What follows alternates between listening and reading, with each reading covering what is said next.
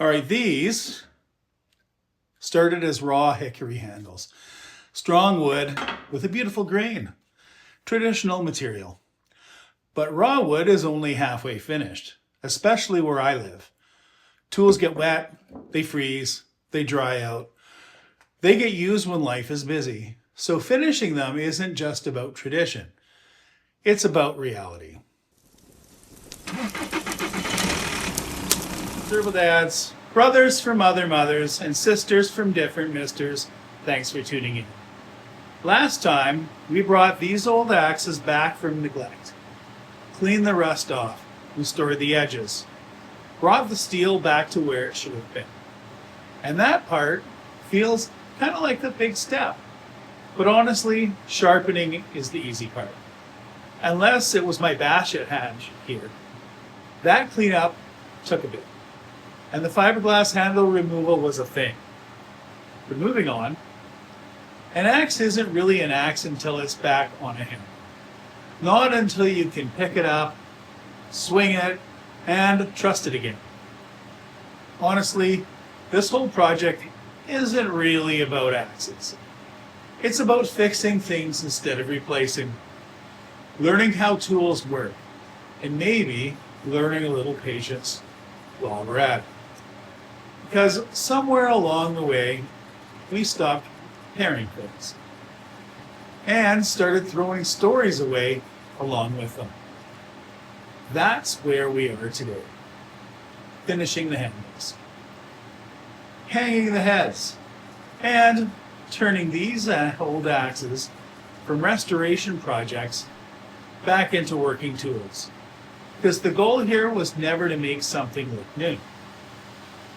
With that, I have to admit, was a really nice part of all this. I'm not going to lie, but really it was to make something useful once again.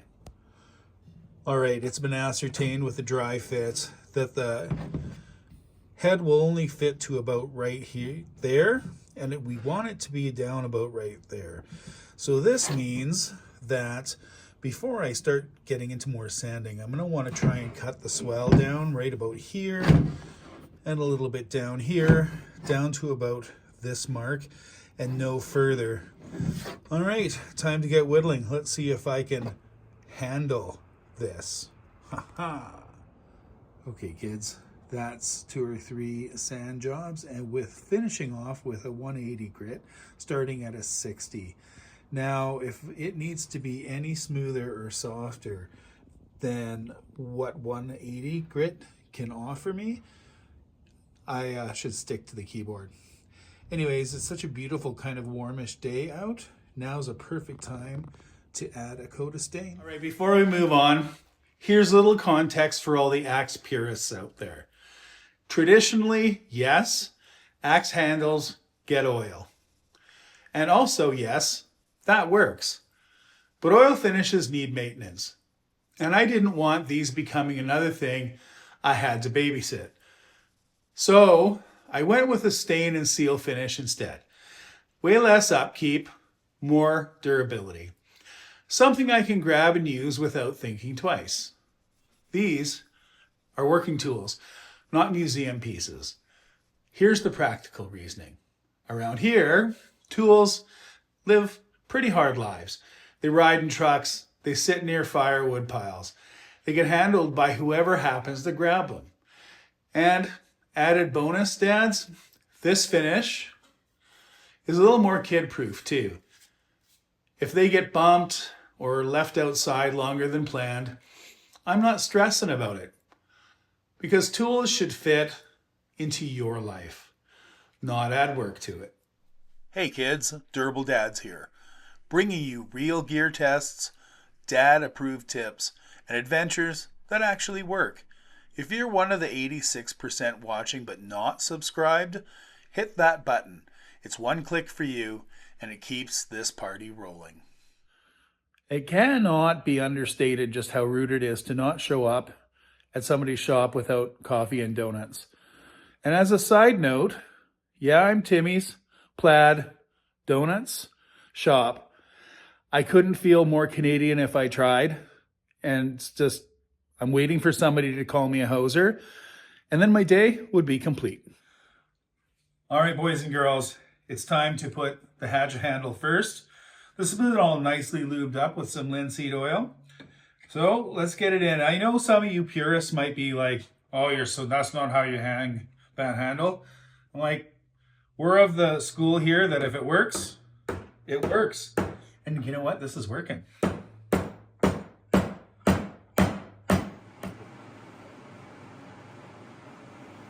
It's a little too long. It's okay.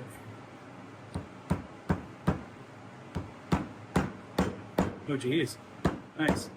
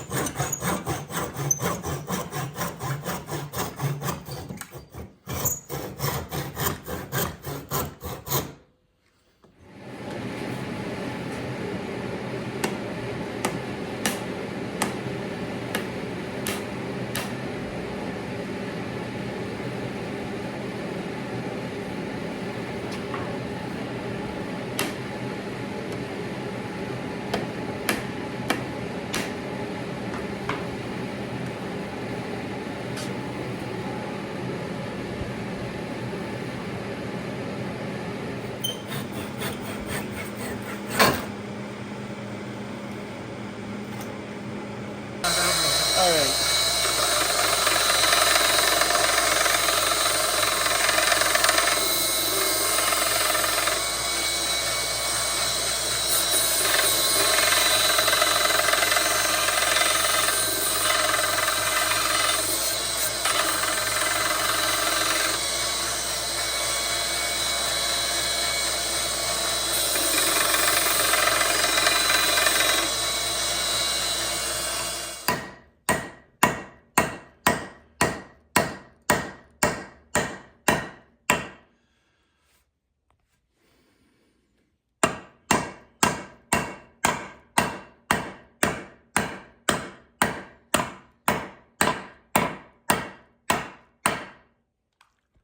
All right, so a little functional tweak.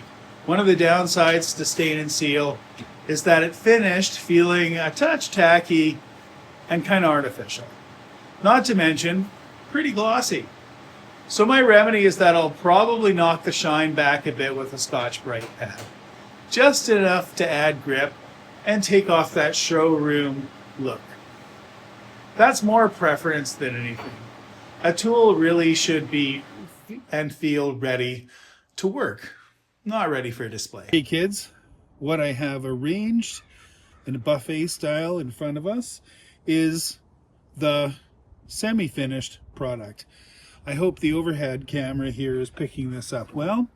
Okay, so let's start out with the hatchet actually. So obviously there's a little pieces that still need to get done. We cut that nice and close, so I'm going to want to stain that up.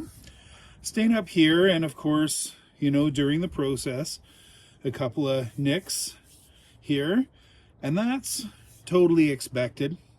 Okay, same with this. You'll see as that kind of got marked when I was tapping the head on. But all in all, it turned out a couple of nicks, and again here, and then the cutoff. So, and we have the tools of the trade. This is going to be a lanyard here. Eventually, once I get the stain on, which I'm going to want to do pretty quick because the day's coming, the bloom's coming off the day in a heck of a hurry, so this might have to move inside, but I just wanted to lay it out for you first. We have the stain, the implements of putting on the stain, some Q-tips, which is actually a pretty awesome way to put on stain. Really, having to tape everything off is kind of a pain, so just dab it on in a vintage Durable Dad's cup. Okay, and that's an oldie but a goodie. And this will be next table sequence, so we're going to Scotch-Brite this bad boy. Final stripping pads. Anyways, what that's going to happen is we're just going to give it a light sand there, take some of the shine off, and give it a little grip. Okay, let's get to some touching up, shall we? All right, I think those are good for now. We'll just let them sit and set for a few minutes, and we'll put a second coat on. All right, those look good. We'll let those sit and set for a while everything apparently blows away, and I put this all away. All right, kids, the touch-ups have been done. They came out not too bad. So what we've got is the paracord here, one for the hatchet, one for the axe itself. It's going to be lanyards. So fix that, the Scotch-Brites, to give them a quick sand. A little lighter, obviously, to like burn off the ends. We don't want that fraying. They didn't come out too badly. It'll do. They look pretty good for some working axes. And by the way, now they say French is the language of romance. And you know what? I tend to agree, because who doesn't want or need tampons to decappage? Final. I know I sure do.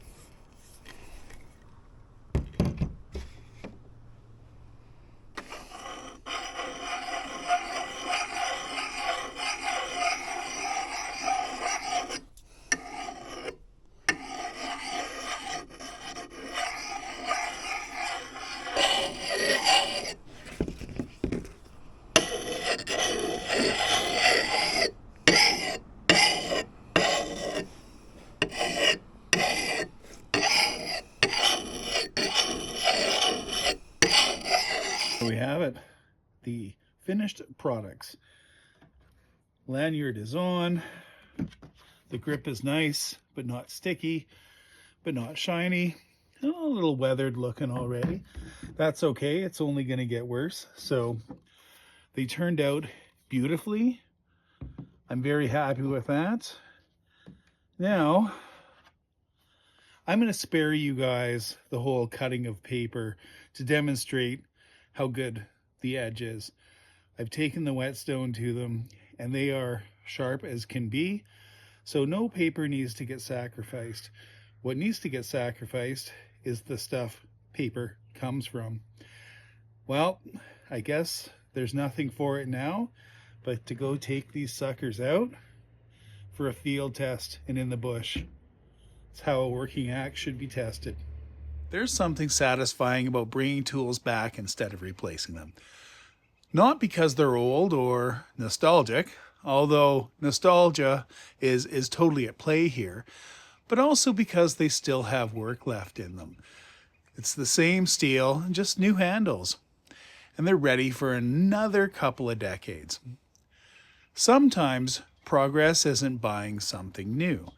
Sometimes it's just taking care of what already works. All right, boys and girls, these axes, despite looking like $1 million, are not display pieces. They're working tools. These are ready to split wood and do real work again. Now, this has been a labor of love for sure, but it's also been a pretty prime opportunity to adapt a well-loved tool into something that reflects current use and needs. To step off script a little bit and build something that fits instead of grabbing something off a shelf that you don't know and has no real story to tell.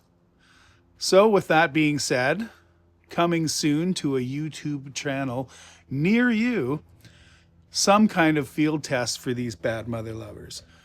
So anyways, if this video helped, gave you some ideas, or gave you even a dad moment, don't forget to like, comment, and subscribe. Until then, here's me keeping the coffee hot And the tools, recertified. Peace out, Scout.